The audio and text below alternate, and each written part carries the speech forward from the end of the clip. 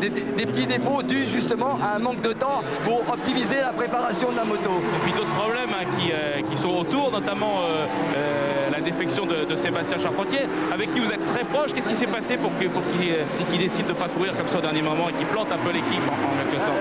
Ah oui, si vous voulez, ce qui s'est passé, je pense, quand il a arrêté avec le team Triomphe au Mondial Supersport, il m'a téléphoné. J'ai donc contacté Sébastien pour savoir s'il était réellement à 100% dans sa tête. C'est ce qu'il m'a dit: Bernard, tu peux compter sur moi, j'ai envie, etc., de rouler avec le team, je veux faire quelque chose. Donc moi, le connaissant son implication, je lui ai fait confiance. Et puis bon, malheureusement, cette semaine, le jeudi, pendant les essais libres, eh bien, je pense qu'il y a eu plein d'images qui lui sont ressorties dans la tête. Ses nombreuses chutes dans l'année 2006 et 2007, quand il était en Mondial Supersport. Je crois qu'il y a eu une fracture en lui. Et j'ai vu de toute façon tout de suite qu'il n'était pas dans le rythme. Et la façon dont il est rentré dans le stand, quand il avait fait ses 5-6 tours, la façon dont il est parti au fond du stand, j'ai tout de suite vu que c'était fini. C'était fini pour Sébastien. Merci Bernard, et soignez votre voix parce que vous n'allez pas tenir 24 heures. Non, vous inquiétez pas, Philippe. Petite pastille pour la gorge. Allez. Oui, et puis un petit peu d'eau fraîche de temps en temps. Et Christian, on a vu que c'était compliqué avec le numéro. On voit que Guillaume Dietrich prend des petits risques un peu sur le dépassement. Il s'est un petit peu accroché là. Regarde, avec la 83, regardez, il se touche. Il touche la roue avant de la 83.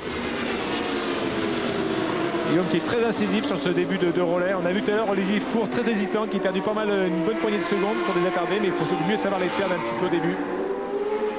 Guillaume Dietrich que voici.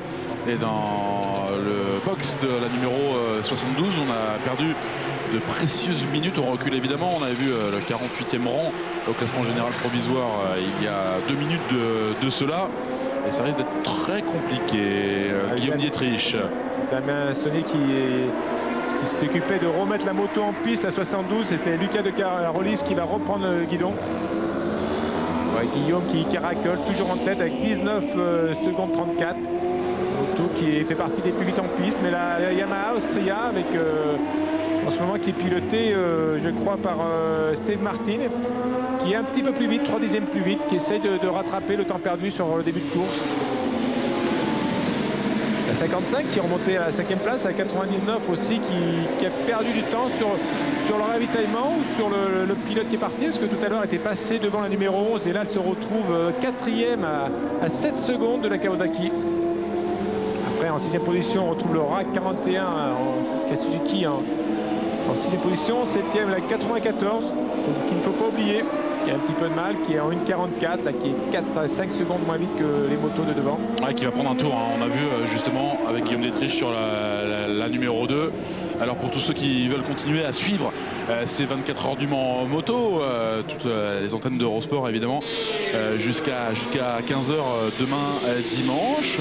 On va dans quelques instants basculer sur Eurosport 2. Sur Eurosport évidemment, on va se retrouver après les championnats de France de natation. Vous allez retrouver Christophe Bureau, Jérôme Papin et Sophie Camoun. Et aux alentours de 19h sur Eurosport France, nous serons de retour ici au Mans. Là nous allons basculer sur Eurosport 2.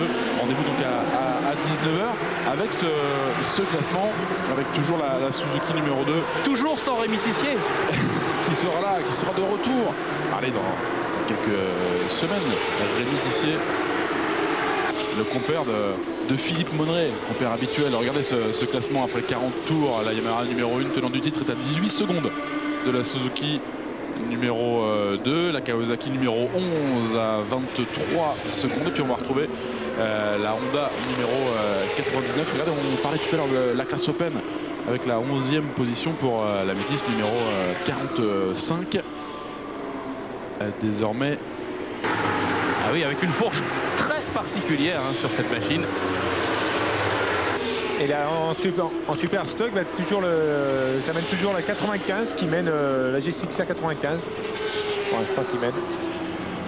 Allez, rendez-vous dans quelques instants sur Eurosport 2 pour suivre la suite de ces 24 heures du Mans moto. Rendez-vous sur Eurosport France aux alentours de 19h, juste après les championnats de France de natation. Toujours avec Christian Lavieille, toujours avec Philippe Monneray, et puis toujours avec la Suzuki numéro 2, la Yamaha numéro 1 du team autrichien, la Kawasaki numéro 11 à la 3e position, et la Honda numéro 99 est pour le moment 4e. A tout à l'heure évidemment sur Eurosport, et puis à tout de suite sur Eurosport 2.